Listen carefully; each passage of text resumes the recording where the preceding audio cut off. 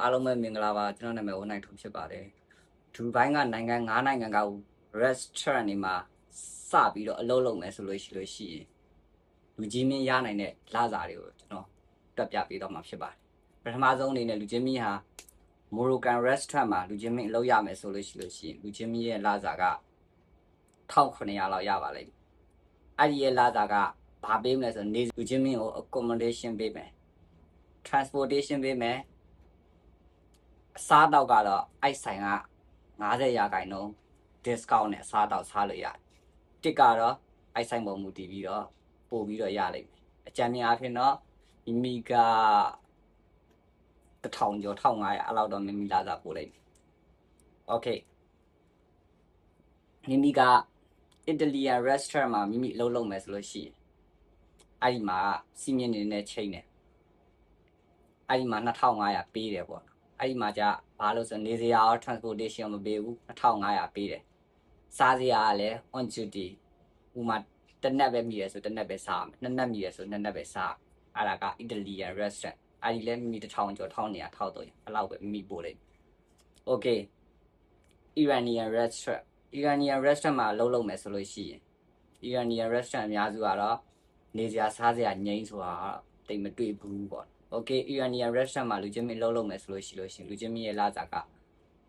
waiter waitress position နဲ့ဆိုလို့ရှိရင်လူချင်းမင်းရဲ့လစာ2000ကနေပြီးတော့2300 item မပေးဘူးဘာလို့လဲဆိုတော့ Iranian hostel တွေတော့2500ပဲပေးရတွေ့လို့2500 3တော့ item မပေးဘူး Okay Iranian restaurant မှာလူချင်းမင်းလုပ်မယ်ဆိုလို့ရှိရင်နေစရာလည်းမပေးဘူး transportation လည်းမပေးဘူးဒါကတော့တချို့ဆိုင်တွေကတော့ပေးတယ်ပေါ့တချို့ဆိုင်တွေကမပေးဘူးအများစုကတော့မပေးဘူးပေါ့စားတော့ကခုနလိုပဲဆိုင်မှာစားလို့ရတယ်လာစားတော့2000ကျော်ပဲရတကယ်လို့မိမိကနေစရာမရဘူး transportation ကလည်းမိမိပဲဆိုလို့ရှိရင်เนาะလာစား1000ကျော်1200လောက်ပဲမိပို့မှာဖြစ်ပါတယ် Okay မိမိကဂျပန်နီ restaurant မှာမိအလုပ်လုပ်မယ်ဆိုလို့ရှိရင်မိမိလာစားကတော့နေစရာမပေးဘူးစားစရာမပေးဘူးဆိုလို့ရှိရင်3000ကျော်ရလိမ့်မယ်ဒါလည်းမိမိ1000ကျော်1500လောက်ပဲပို့လိုက်မယ် Okay နောက်ဆုံးပိတ်အနေနဲ့လူချင်းမီကChinese restaurant မှာအလုပ်လုပ်မယ်ဆိုလို့ရှိရင်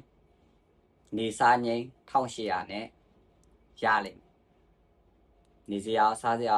accommodation ရော transportation ရောအကုန်လုံးပေးလိုက်ဒါပေမဲ့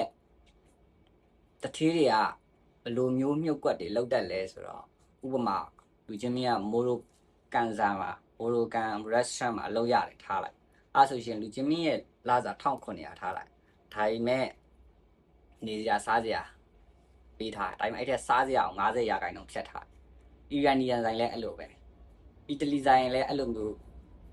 အကျိုးမြတ်ကိုပို့ဖို့အတွက်တထေးတွေကဘာလုပ်ထားလဲဆိုတော့ဘယ်နေရာငါနှုတ်လို့ရလဲပေါ့ဥပမာအားဖြင့်ကျွန်တော်လုပ်နေတဲ့ Chinese restaurant တွေပါ restaurant ပေါ့နော်လောဆယ် general restaurant တွေတော့အဲ့လောက်ကျွန်တော်လုပ်နေတဲ့ Chinese restaurant အကြောင်းဆိုလို့ရှိရင်ကျွန်တော်တို့ဝင်ချင်းဆိုလို့ရှိရင်1800ပေးပါတယ်ဒါပေမဲ့ကိုတကယ်ကိုဟိုမဖြစ်တဲ့အခါမှာနေစရာစားစရာအကုန်လုံးဝအပြီးစီးတော့မဟုတ်ပါဘူးဘာရင်ဘာဟုတ်လဲဆိုကိုတွေတုံးနေတဲ့ရေဘိုးတွေမီးဘိုးတွေ wifi ဘိုးတွေအဲ့ထက်နေပြီးတော့100ကျော်လောက်ပေးရပါတယ်အဲ့ဒါကဟိုအဆက်ဆက်ကသူတို့နားလဲမှုဘလို့ယူထားလဲတော့မသိဘူးပေါ့နော်အဲ့ဒါဆိုလို့ရှိရင်လည်းပေးရတယ်ပေါ့တကယ်တမ်းတော့တထေးတွေမှာကိုတွေမမြင်နိုင်တဲ့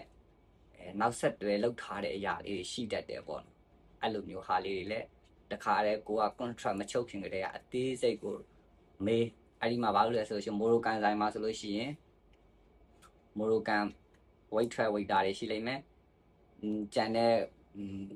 ဘင်္ဂလားတွေကကောင်းနေရှိလိမ့်မယ်နီပါတွေရှိလိမ့်မယ်အီတလီဆိုင်ကြီးဆိုင်မှာလည်းဒီဆိုင်မှာလည်းအဲ့လိုမျိုးပေါ့အီတလီယန်ဆိုင်မှာလည်းအဲ့လိုမျိုးတွေရှိနေလိမ့်မယ်ခုနကအီရန်နီယန်ဆိုင်မှာသွားမယ်ဆိုလည်းအိန္ဒိယလူတွေနီပါလူတွေကျန်တဲ့ဘင်္ဂလားတွေကလူတွေ waitress ဆိုလည်း waiter တငယ်ချင်းတွေပေါ့ waiter ဆိုတော့ waiter တွေတွေ့နေရလိမ့်မယ်ပေါ့နော်ဒါကတော့လက်ရှိ waiter တွေပေါ့နော်ကျန်တဲ့ဟာတွေတော့နောက်မှကျွန်တော်ဆက်ပြောပြပါမယ်